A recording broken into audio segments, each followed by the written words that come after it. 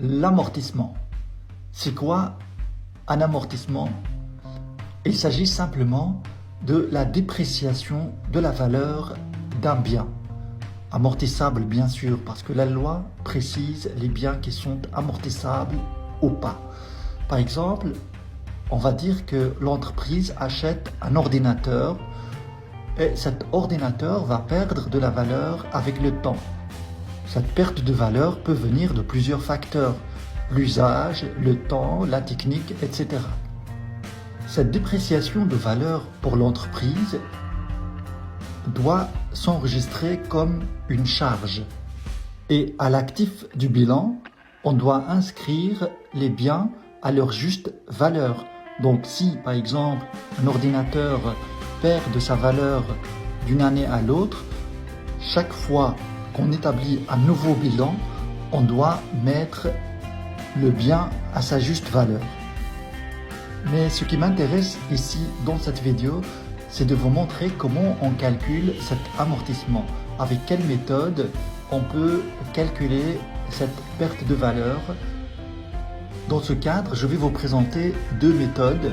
Il y a l'amortissement linéaire et l'amortissement dégressif.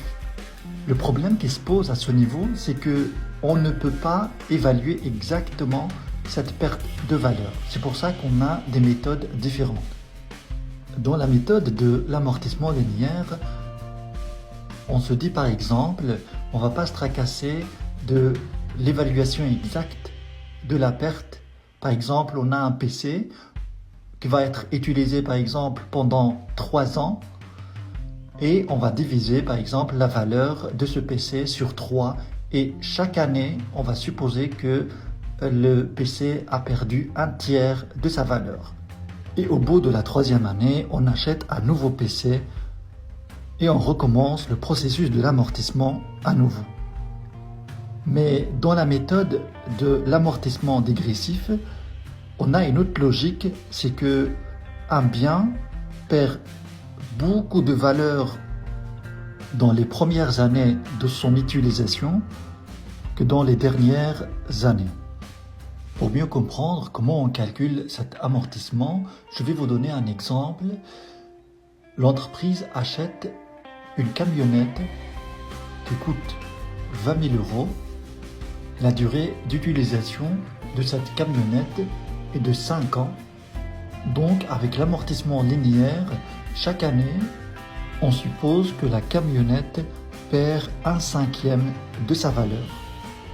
Donc, à la fin de la première année, la valeur de la camionnette deviendrait 16 000 €, et puis 12 000 €, et puis 8 000 €, 4 000 €, et au bout de la 5e année, on suppose que la camionnette est totalement amortie, donc doit être remplacée par une autre.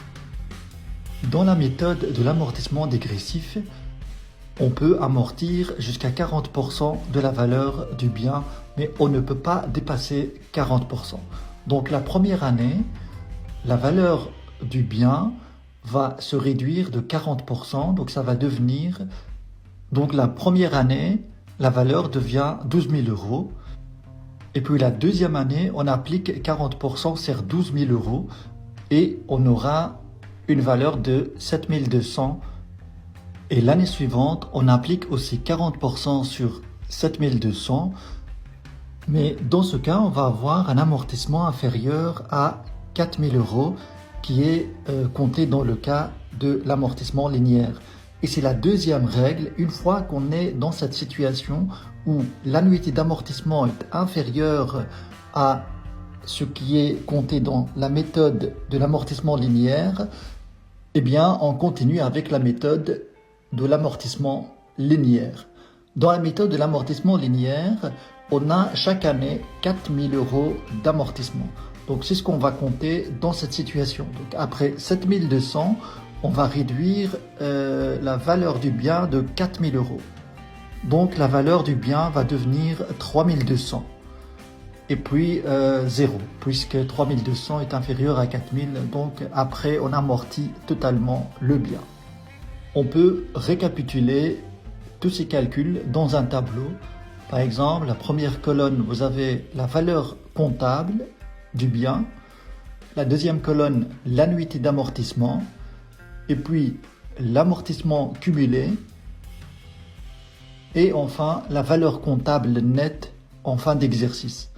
Donc, dans le cas de l'amortissement linéaire, vous avez la première année, la valeur comptable de 20 000 euros, l'annuité d'amortissement 4 000, amortissement cumulé 4 000, valeur comptable nette en fin d'exercice 16 000. Et puis la deuxième année, vous avez la valeur comptable de 16 000. C'est ce qui va être affiché au niveau de l'actif du bilan. L'annuité d'amortissement 4 000, amortissement cumulé c'est 4 000 plus 4 000, donc ça va faire 8 000. La valeur comptable nette en fin d'exercice 12 000. Et cette valeur en fin d'exercice, ça va être la valeur du bilan initial l'année suivante. Et ainsi de suite. Donc on peut continuer ceci jusqu'à la 5e année. Dans le cas de la méthode d'amortissement dégressif, on a la première année 20 000 euros, annuité d'amortissement 8 000 euros, amortissement cumulé 8 000 euros, valeur comptable nette en fin d'exercice 12 000 euros. Et puis on continue le même processus que dans la méthode de l'amortissement linéaire, mais en calculant à chaque fois 40% de la valeur comptable jusqu'à ce qu'on obtient une valeur d'amortissement inférieure à celle de la méthode d'amortissement linéaire. À ce moment-là, on bascule la méthode à l'amortissement linéaire. Et dans ce cas, on obtient moins de 40% vers la 3e année. Voilà, merci d'avoir suivi ce cours. Si vous avez des difficultés à comprendre un sujet ou l'autre, eh bien, n'hésitez pas à le signaler. Merci beaucoup et à très bientôt.